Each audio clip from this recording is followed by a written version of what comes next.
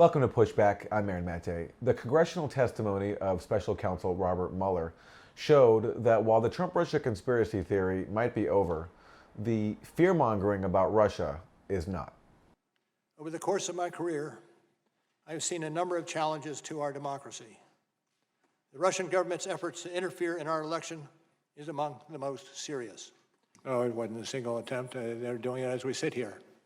And they expect to do it during the next campaign. Robert Mueller's warnings about Russia were echoed by Democrats who described alleged Russian email hacking and social media posts in dire terms. Lies to obstruct an investigation into the most serious attack on our democracy by a foreign power in our history. You said in your report, and I'm going to quibble with your words, that the Russian intervention was sweeping and systematic. I would quibble with that because I don't think it was just an intervention. I think it was an invasion.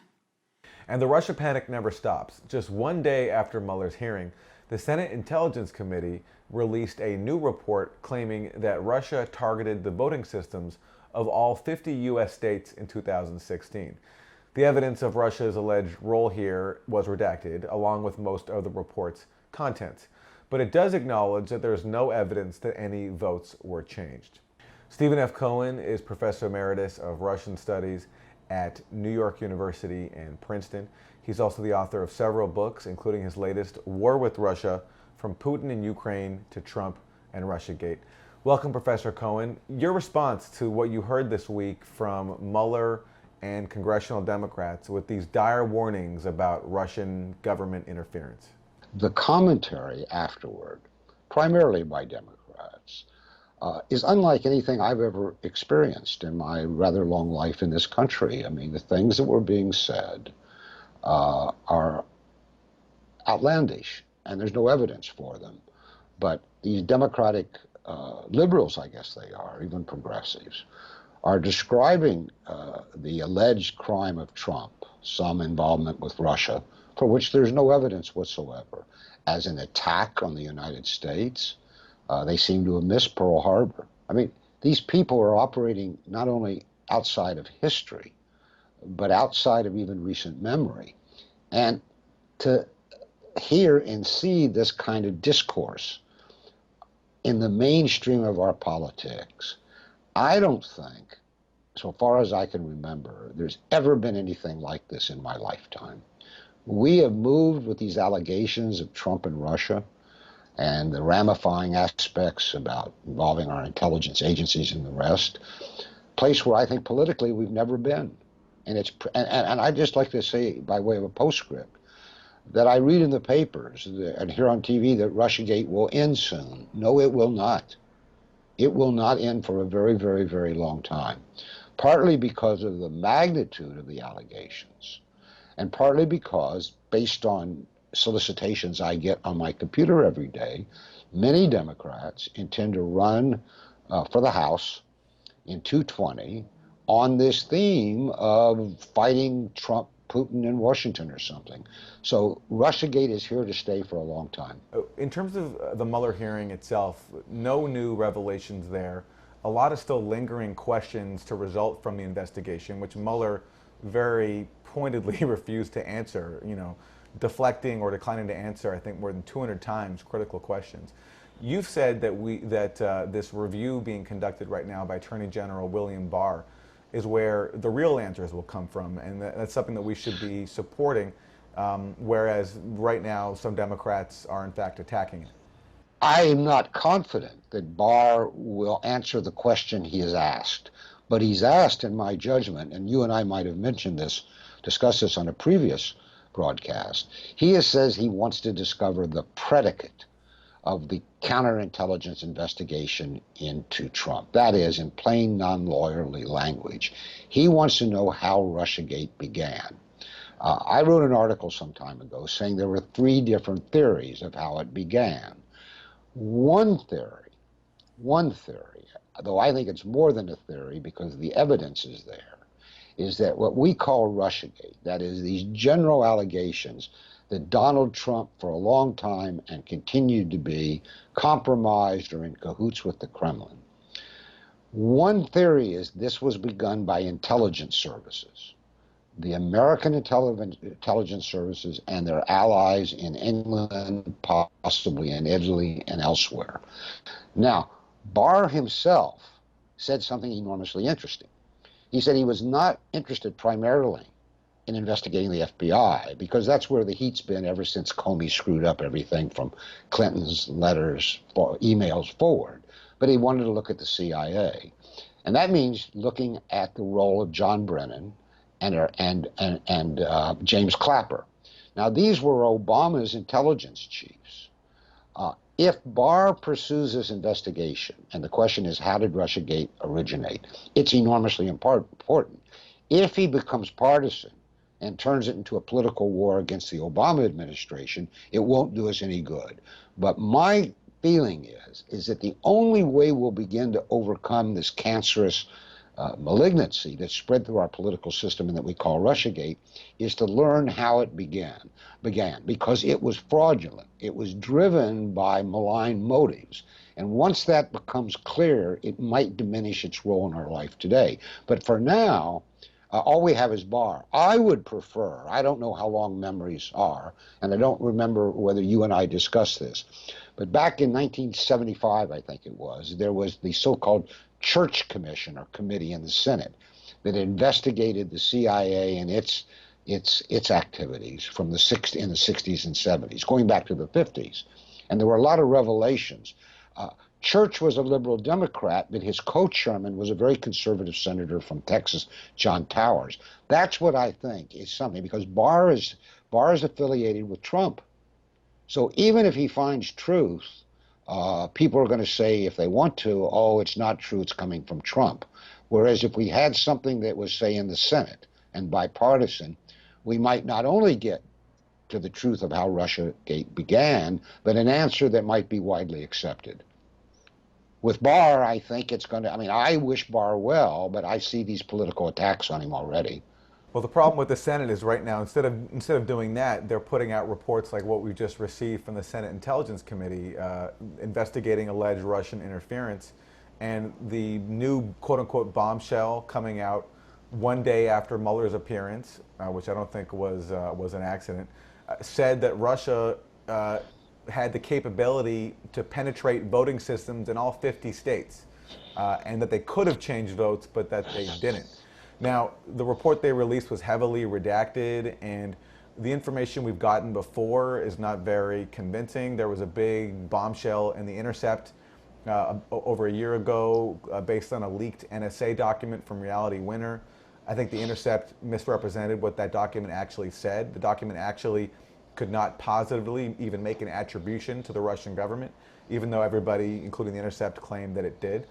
But putting all the evidence aside for a second, I just want to ask you, as an actual expert on Russia, how this picture of Russia, with its supposed sweeping ability to penetrate U.S. voting systems and meddle with U.S. infrastructure, how does that square with the reality of how Russia actually is at home?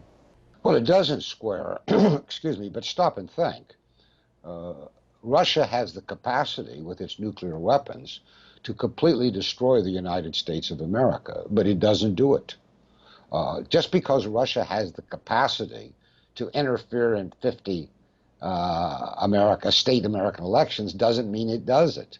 We have capacity. By the way, I don't know this is ever reported here, but the Kremlin's office has complained repeatedly about attempts to hack it over the last 10 years and have lodged complaints with the United States.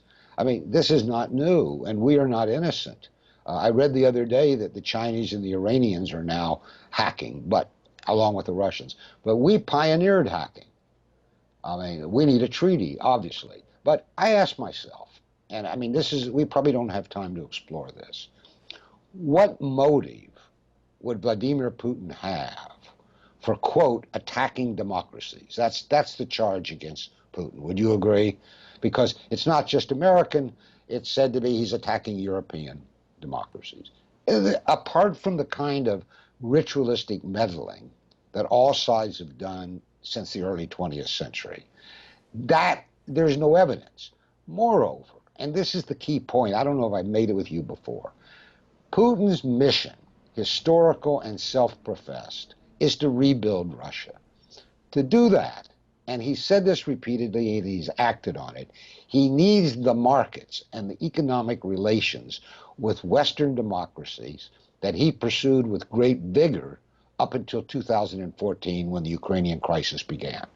Why, therefore, would Vladimir Putin, who was already, after 20 years in office, seeing himself in history and asking what his legacy is going to be, why would he, needing the West as an economic partner and a stable economic partner, want to attack the very countries he needs to rebuild Russia? Somebody's going to have to explain that to me. Is he a madman? There's no evidence for that whatsoever. I mean, he's uber rational guy.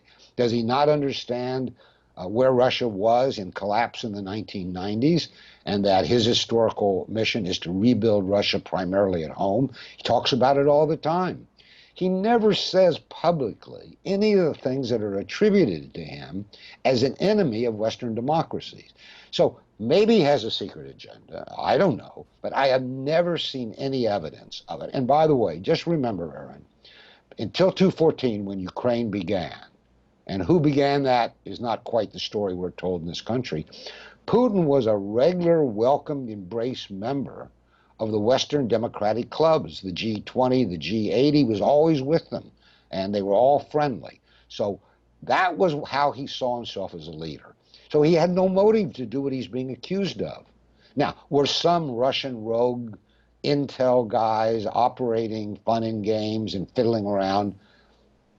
Probably, maybe, I don't know. But so do people in lots of countries. But this was not a Kremlin policy, quote, to attack America. And as these irresponsible, reckless congresspeople say it so, they're making the new Cold War very dangerous. Because if Russia attacked us, don't the rules of behavior require we attack them? Are we already in a state of war with Russia? Some Russian newspapers think we are. They think Russia is already under attack by the United States. That is, I'd say, at least semi-unprecedented and extremely dangerous. And nobody in Washington seems to care. Well, speaking of which, not just Russian newspapers pointing this out, but the New York Times recently had that explosive piece called U.S. Escalates Online Attacks on Russia's Power Grid, talking about how the U.S. has implanted cyber weapons inside of Russia's infrastructure with, potentially disastrous capabilities to inflict damage on Russian civilians. All right, so if you really want to go into what used to be called the kind of criminological inside reasoning, clearly the Russian authorities knew this was going on, the American attempt to implant in their grids. Now, the dangerous thing was, what grids were they talking about? Water, health care, or were they talking about their command and control of nuclear weapons? That's really scary. The question in the Russian mind was, why did this find its way, leaked to David Sanger and the front page of the New York Times? I mean, was it a threat that we're preparing to attack you? Was it part of a political struggle against Trump? So this is what Russian experts on America, my counterparts there, are tasked by the Kremlin of explaining. Why was that story leaked to the front page of the New York Times? And the answer is not good, whether it's part of the struggle against Trump in Washington or whether it's a threat to Russia. Both are bad. If I could just add a postscript, by the way, and I'm not a Trump fan. I didn't vote for Trump. I was attracted when he said during the campaign he wanted to cooperate with Russia. But what is this maligning of Trump? I mean, essentially, the New York Times, which has now published an editorial saying never mind, for months, if not years, published articles calling Trump a treasonous president. If people don't believe me, go back and read the New York Times on the day that Trump returned from a summit meeting with Putin in Helsinki last July. I think, Aaron, you and I talked about that. And now, I mean, think what message that sends to today's political candidates. Are any of them in the debates or in the campaigns or in the primaries going to come forward and say, part of my program is ending this new Cold War with Russia? Dare they? Would they have the courage? Would they get the support? And yet, decades ago, what to do about the Cold War was an integral part of American elections. It seems to me it's going to be banned or censored or simply self-censored because our candidates are afraid of the subject, even if they have wise thoughts. I'm not sure they do. But are they going to come forward and say, if elected president, I'm going to repair the relationship with Russia because it's a nuclear superpower and it's an existential danger? And as President Trump said, we do have to cooperate. What Democrat dare say that? You have any idea? Well, there's Tulsi Gabbard, who Yes, has there is called for Tulsi. the Cold War, you know, Yeah. but obviously she comes under a lot of attack for saying it. And in terms of maligning Trump, I mean, I personally think there's plenty to malign Trump for, but it's interesting that the policies that he has, the few policies that he have that actually are sensible, which is not getting in the way of peace on the Korean Peninsula and calling for better relations with Russia, those are the ones that attract the most scorn amongst the bipartisan political and media establishment.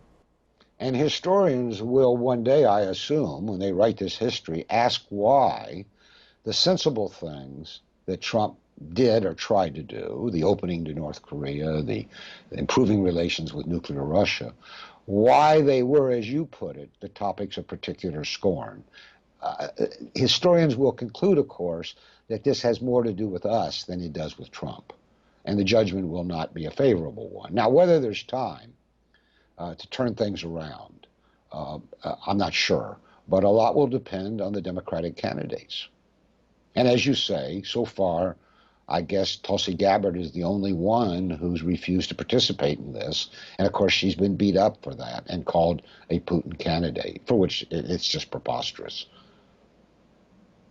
Stephen F. Cohen, professor emeritus at Princeton University and New York University, author of many books, including War with Russia, From Putin and Ukraine to Trump and Russiagate. Thanks very much. Aaron, we should do this when there's some good news sometime. Well, I'm not going to wait until then, Professor Cohen, because I'd like to have you on sooner. Good luck to you with your new broadcast, your new program. Thank you.